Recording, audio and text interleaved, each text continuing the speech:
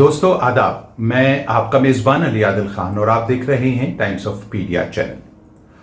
दोस्तों, हिजाब पहनना पसंद की बात नहीं बल्कि ये रब का हुक्म है।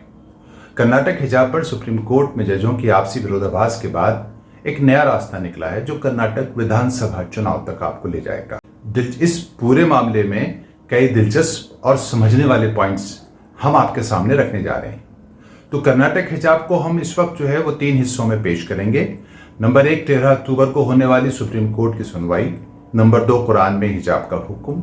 और नंबर 3, क्या हिजाब वाकई कोई सियासी या नफरती मुद्दा है या फिर भारत की संस्कृति भी। तो सबसे पहले हम सुप्रीम कोर्ट की सुनवाई के बारे में बात कर लेते हैं। हिजाब मुद्दे पर 13 अक्टूबर को सुप्रीम कोर्ट में बहस हुई। आपको मालूम है, बीजेपी की कर्नाटक हुकूमत द्वारा हिजाब बैन पर हाई कोर्ट के फैसले के खिलाफ सुप्रीम कोर्ट में पीआईएल डाली गई थी, जिसकी सुनवाई के लिए 2 जजों की बेंच बनाई गई थी। सुप्रीम कोर्ट में हिजाब मामले की सुनवाई के दौरान सुप्रीम कोर्ट की बेंच के दोनों जजों के बीच भारी मतभेद पाया गया।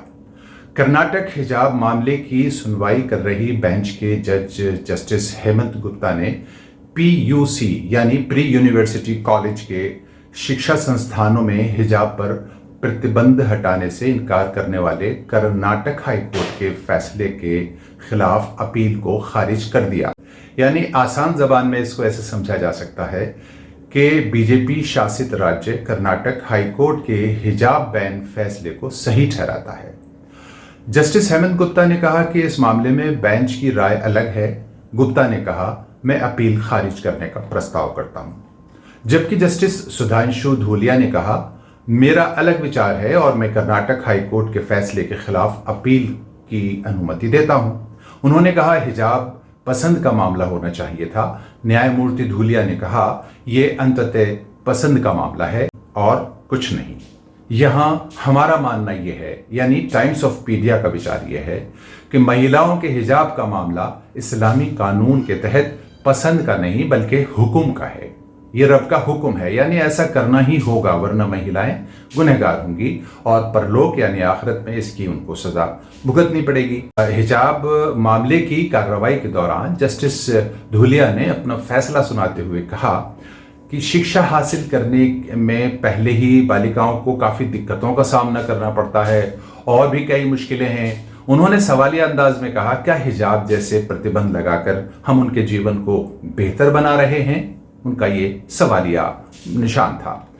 जस्टिस सुधांशु धूलिया ने कहा कि मेरे दिमाग में सबसे ऊपर बालिकाओं की शिक्षा है। एक चीज जो मेरे लिए सबसे ऊपर है वो है बालिकाओं की शिक्षा। मैं अपने भाई जज से सम्मानपूर्वक असहमत हूं। सुनवाई के दौरान याचिकाकर्ताओं की ओर से पेश वकीलों ने जोर देकर कहा कि मुस्लिम लड़कियों को हिजाब पहनने से रोकने से उनकी शिक्षा को खतरा होगा, क्योंकि वो कक्षाओं में जाना बंद कर सकती हैं। कुल मिलाकर सुप्रीम कोर्ट की 2 जजों की बेंच भी किसी नतीजे पर नहीं पहुंच सकी और मामला लंबित हो गया, जो सत्ताधारी पार्टी के लिए फिलहाल राहत की बात है और मजे की भी। आपको ये भी बताते चलें कि इस बार कर्नाटक राज्य के सरकारी स्कूलों में 200 से ज्यादा लड़कियों ने इस बार एग्जाम नहीं दिए, वो एग्जाम में नहीं बैठ पाई। इस मायने में ये मुद्दा सब पढ़ें सब बढ़ें और बेटी बचाओ बेटी पढ़ाओ जैसे सरकारी नारों का मजाक उड़ाए जाने के रूप में देखा जा रहा है। अब कुरान में हिजाब का क्या हुक्म है, इसको भी जरा हम समझ लेते हैं। याद रहे दोस्तों, इस्लामी कानून में हिजाब पसंद का मामला नहीं बल्कि ये रब का हुक्म है और औरतों के लिए नहीं बल्कि मर्दों के लिए भी कुछ ऐसा ही हुक्म है कि वो अपनी निगाहों को नीचे रखें जब वो औरतों के मजमे में हो या औरतों के तरफ से वो गुजरें। इसी हिजाब को भारतीय संस्कृति में साड़ी, घूंघट, पल्लू के नाम से भी जाना जाता है और ये भारतीय संस्कृति भी है। और ये सब इसलिए है ताकि समाज में बेहयाई और बदकारी पर लगाम कसी जा सके।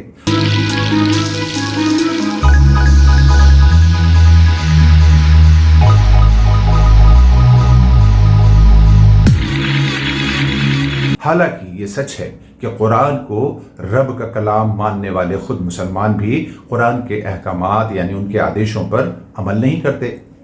अब हिजाब के बारे में कुरान क्या कहता है, इसको जरा हम समझ लेते हैं। पूरे कुरान में कुल 7 जगह हिजाब का जिक्र आया है। अक्सर जगहों पर इसका इस्तेमाल पर्दे के मानों में हुआ है। कुछ जगहों पर यह छुपाने या ढांकने के मानों में भी इस्तेमाल किया गया है। कुरान की जिन सूरतों में हिजाब का जिक्र आया है उनमें सूरह अहज़ाब, सूरह मरियम, सूरह शूरा, सूरह आराफ, सूरह इसरा, सूरह साद और सूरह फुस्सिलत, ये 7 सूरतें हैं जहां बाज़ाब्ता हिजाब का जिक्र है। जो लोग ये कहते हैं कि कुरान में कहीं हिजाब का या पर्दे का जिक्र नहीं है, वो ज़रा गौर व खौज करें। छुपाने के अर्थ को कुरान में 3 तरह से पेश किया गया है। एक आदेश में कहा गया है कि औरतें अपना चेहरा ढकें। दूसरे आदेश में कहा गया है अपने ऊपर ऐसा कपड़ा डालें जो आपके चेहरे, सीने और पूरे बदन को इस तरह ढांप ले कि जिस्म के उभरे हुए आज़ा दिखाई न दें। तीसरे आदेश में कहा गया है कि चेहरे का छुपाना और बदन का ढांकना इसलिए ज़रूरी है कि शरीफ, ख़ानदानी और घरेलू महिलाओं की अलग पहचान हो सके और उन्हें कोई परेशान ना कर सके। उस दौर में, यानी नबी के दौर में, सल्लल्लाहु अलैहि वसल्लम के दौर में, अरब में लौंडियाँ या कनीज़ें पर्दे और हिजाब में नहीं होती थीं। कनीज़ा या लौंडी अरब में सेविका या गुलाम महिला को कहा जाता था। हिजाब खालिस एक नफरत से भरपूर सियासी मुद्दा है। इसका देश की एकता, अखंडता, सामंजस्य या स्कूली यूनिफॉर्म से दूर का भी कोई ताल्लुक या रिश्ता नहीं है। अलबत्ता यूनिफॉर्म सिविल कोड की राह की तरफ दिखती एक कांटों भरी पगडंडी हमें जरूर नजर आती है। अब जरा कर्नाटक हिजाब मुद्दे की असल को भी हम समझ लेते हैं।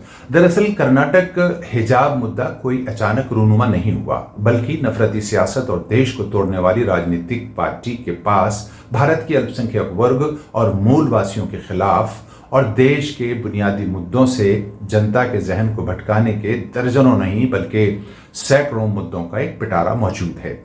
जब सियासी तमाशा दिखाना होता है, मुद्दे पिटारे से खुद ब खुद बाहर आने लगते हैं और वो मुद्दे इतने होशियार होते हैं दोस्तों कि अपनों को नहीं बल्कि वो उन्हीं को डसते हैं जिनके लिए ये योजनाबद्ध तरीके से बनाए गए होते हैं। हम आपको बता दें दोस्तों, वो मुद्दे जो समय समय पर बाहर आते रहते हैं उनमें से कुछ इस तरह हैं। मिसाल के तौर पर राम मंदिर विवाद मुद्दा, गोकुशी का मुद्दा, लिंचिंग मुद्दा, बच्चा चोरी गिरोह, चोटी काट गिरोह, गणेश जी को दूध पिलाने का मामला, लव जिहाद, चूड़ी जिहाद, यूपीएससी जिहाद, सीएए और एनआरसी का मुद्दा, आर्टिकल्स 370, 3 तलाक bill, right to privacy amendment act, goods and services tax यानी जीएसटी बिल, मस्जिदों में शिवलिंग का अचानक निकल आना, अजान का शोर, खुले में नमाज का मुद्दा, ज्ञानव्यापी, काशी मथुरा जैसे सैकड़ों और भी मुद्दे हैं जो अब आते रहेंगे। इन तमाम मुद्दों में होने वाली जो बहस है, इनसे अदालतों का वक्त और जनता का पैसा दोनों बर्बाद होता है। अगर हिंदू लड़कियां यूनिफॉर्म कलर की शॉल पहनकर आएं, यानी वो भी एक चादर डालकर आएं, इसमें कोई हर्ज नहीं है, लेकिन वो कलर वही होना चाहिए जो यूनिफॉर्म का कलर है। मगर वहां लड़कियां नहीं बल्कि लड़के भगवा रुमाल और शॉल डालकर मामले का भगवाकरण करना चाहते थे और वो अपने मिशन में कामयाब भी हुए। उसके बाद शांति और अमन व इंसानियत के दुश्मनों को ये मुद्दा बहुत पसंद आया और बस फिर शुरू हो गया सियासी खेल। कई पार्टियां अपने सियासी मुस्लिम मखौटों से बयान दिलाने लगीं। कुछ मुस्लिम नेताओं को अपना इस्लामी ज्ञान बघारने का मौका भी मिलने लगा। भाड़े के मौलवी भी टीवी चर्चाओं में थोलॉजी का ज्ञान बांटने लगे, क्योंकि थियोलॉजी यानी इस्लामिक थियोलॉजी तो उनको आती नहीं और ना वो उससे वाकिफ हैं, इसलिए सिर्फ ज़बानी जमा खर्च करना था। असल बात यह है कि देश का हर मुद्दा चुनाव और वोट के ऐनक से देखा जाता है, इसलिए हिजाब मुद्दा अभी 6 महीने और लंबित रह सकता है, ऐसा हमारा अपना मानना है। क्योंकि मई 2030 में कर्नाटक विधानसभा चुनाव होने हैं। हिजाब मुद्दे के लिए नई बेंच नए सिरे से सुनवाई करेगी। वो बड़ी बेंच होगी, जज भी दूसरे होंगे और ये सब CJI यानी चीफ जस्टिस ऑफ इंडिया तय करेंगे कि कौन सी बेंच कब सुनवाई करेगी। फाइनली बीजेपी के पास वोट पोलराइजेशन के लिए एक दहकता और जलता मुद्दा अभी बाकी है। हालांकि बीजेपी का इंटेलेक्चुअल सेल मुद्दों का मोहताज नहीं है। कई ऐसे मुद्दे हमेशा तैयार पड़े रहते हैं उनके पिटारे में, जैसा कि हमने ऊपर जिक्र किया। हम फिर हाजिर होंगे दोस्तों किसी नए मुद्दे के साथ। आपने अपना कीमती वक्त हमको दिया, इसके लिए शुक्रिया।